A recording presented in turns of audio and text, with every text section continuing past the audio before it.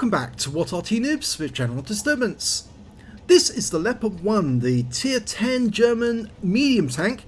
It's located on the south spawn of Malinovka and it's under the command of DerTotaleUlf of KRAWL. Now, he sent this replay in and the previous ones you may have seen on El Haluf, and this replay was also recorded by Klaus Kellerman and shown on his channel, but we're going to put our spin on it. He did send us in both replays, so we thought, well, we might as well do this one as well. With respect to Klaus, he is very good at what he does, and, well, you might give your opinion on both. And if you, we did ask if it was okay if we could do both. He hasn't responded yet, but then he is a very busy man. And, of course, he has his pet dog, Marty, to take for walkies. But I'm sure he will respond eventually. Now, he's got a 105mm gun, 420 alpha, and he's moved straight up to the spotting position at F7 to take a look for the enemy. Nobody turned up yet, but he's got plenty of company. And enemy tanks have come into sight. The T110E5 fires a shot, gets a hit. Low roll, 398, but he was seen, so somebody is spotting him in this position, and it could be one of the tanks on the opposite bank. Over the lake. Now he's actually looking towards the spotting bush, and he has got that one bush. He's using the bush mechanic, because you could see there initially that when he moved up to that spot, he was looking at it and he couldn't see it, but he's trying to use the third person to aim and fire his round in. So he thinks there's somebody in that bush spotting him, but he's definitely using the spotting mechanic because he's not getting spotted as he fires in. And we could see for certain that he definitely was using it. Okay, can't hit the TVP.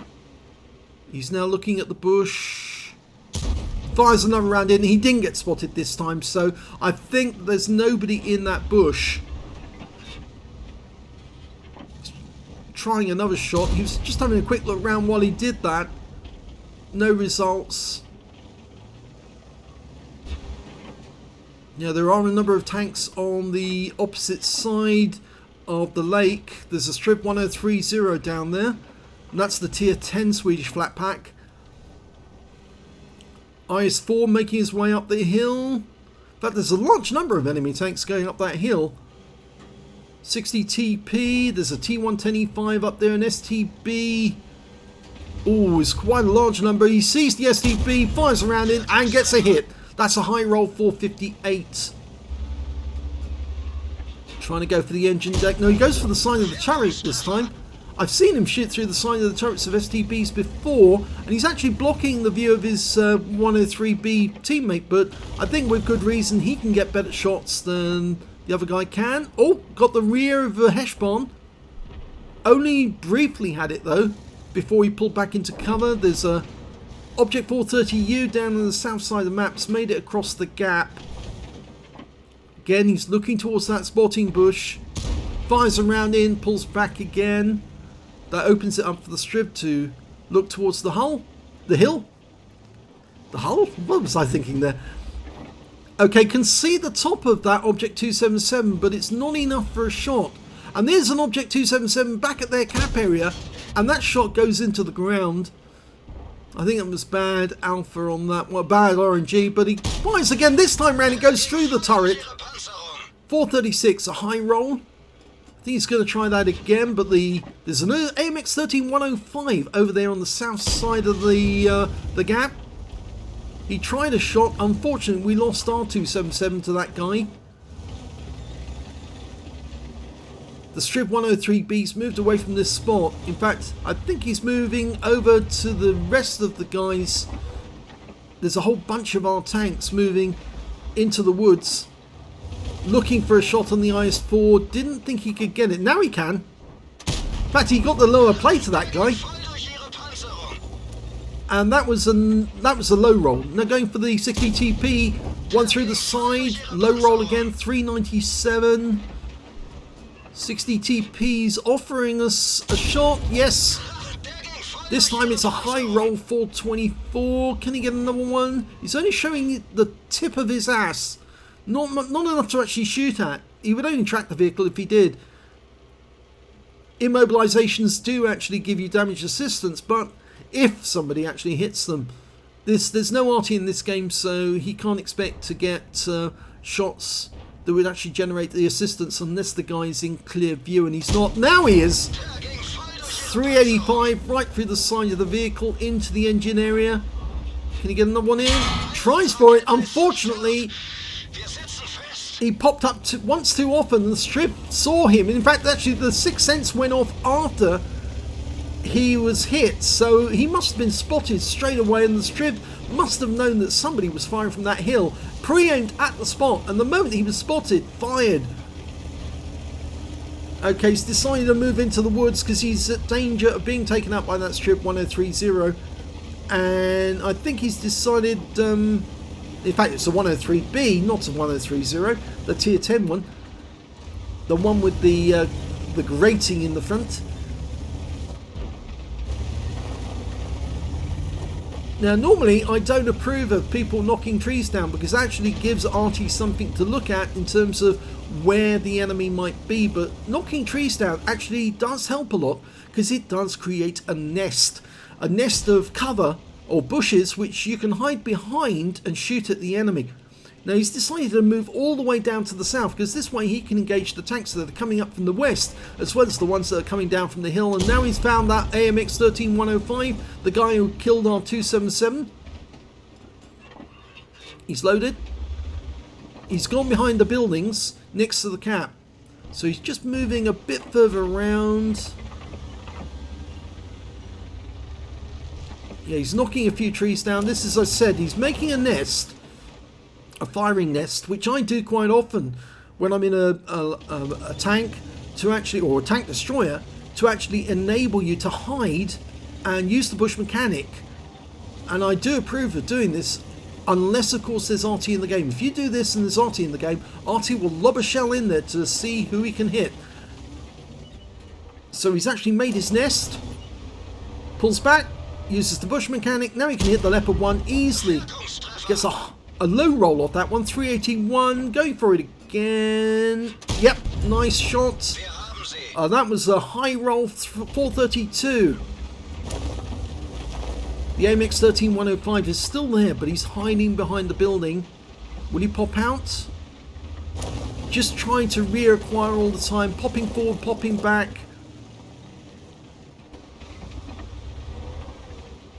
Okay, strip 103B, that's the guy who hit him from across the lake. And he's gone into the dip next to the mound on F7. And that dip, it's very difficult to shoot at people once they're in the dip. But they will have to come out of the dip eventually. Good three-dimensional view. He's totally keeping his awareness, situational awareness, updated, looking at the disposition of all of the tanks in the vicinity. He spots the Progetto trying to creep in, fires one in his direction, gets a hit, goes for the kill shot. Oh, what a critical hit. He just hit the tracks on that one. So annoying. But the Progetto has been killed by our Progetto. Who's next? 277. Gets a nice hit, but a low roll in the 277. Striv hasn't come out the dip yet, but he can see these guys up north who are being spotted by our teammates. Oh, they overlap there. You can't miss when they overlap like that. 455. If you don't hit one, you hit the other. And it's the Chieftain up there with the 277. The AMX 13105 is on the move. And he's a very fast mover. And it makes it very difficult for you to get an accurate shot on him while he's on the move like that. But he stops. Thank you very much. We'll have that. 446 high roll. Makes him a one shot. One more shot to kill. Oh, loses sight of him, but he sees the TVP, pulls back to get the bush mechanic, and it bounces off. Go for it again. Go for it. Yep, gets it. Low roll this time. 417. Can he get the kill shots? Go for it. Yes! Okay, 277. The 13105 is dashing in and gets killed before he can shoot. But he sees the 277, takes him out the game. So the scores are now even. They were down seriously, but now they're even. Trying to get the right spot on the Chieftain. It's really difficult because that thing's got a really solid turret. Ideally you want to hit the hull on the engine deck or the ammo rack if you can. He's trying to get that, but unfortunately he's not showing much of the body of the tank. It's mostly just the turret he's showing, but the STB showing everything, and that's why he gets hit. And a high roll, 434. Goes for the STB again. There's a one shot. Yep, got him. 5 kills now. One more to get the Top Gun. He gets the hit. It's a low roll though on the Chieftain. Try for again. Yes, he got it, but he didn't get the kill. 422. The Striv is moving. He's moving rapidly across the lake, and he's out of the dip. Didn't get the kit. Go for again. This guy's on the move quite fast. Only showing the top. Didn't get that one either. He's used up all his premium ammo. He's now on the standard ammo. Going for the Striv. Yes, this time he gets him. That's nice payback for what he did earlier. 423 is a high roll. Can't see him through the gap, but he fires one in anyway, just in case he was behind the bushes. Still looking for that kill that will give him the Top Gun. He's knocking down more trees to provide more cover.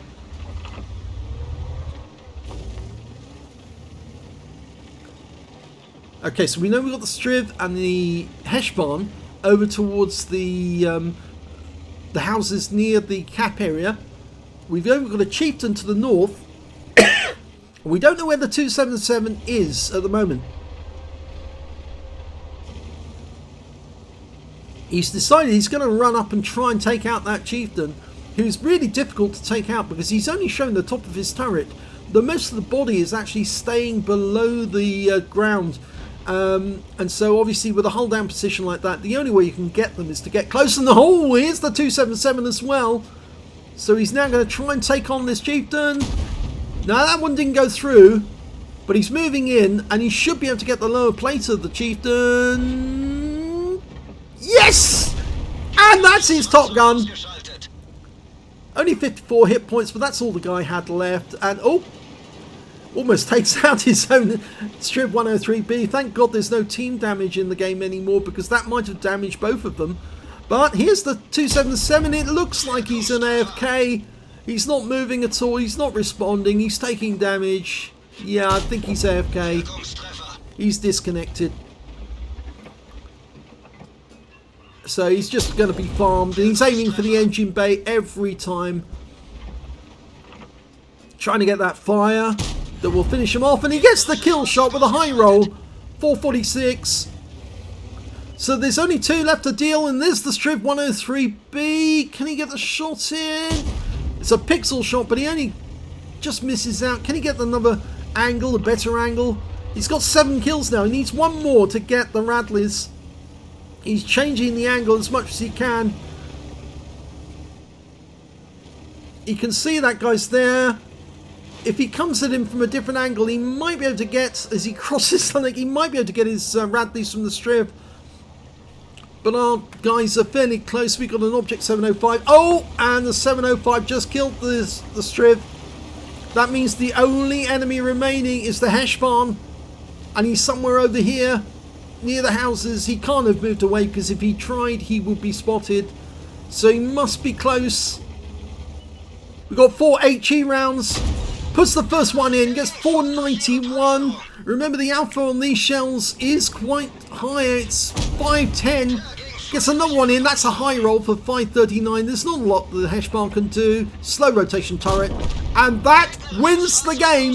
And a Radley Walters for DerTotaleUlf. What a great game.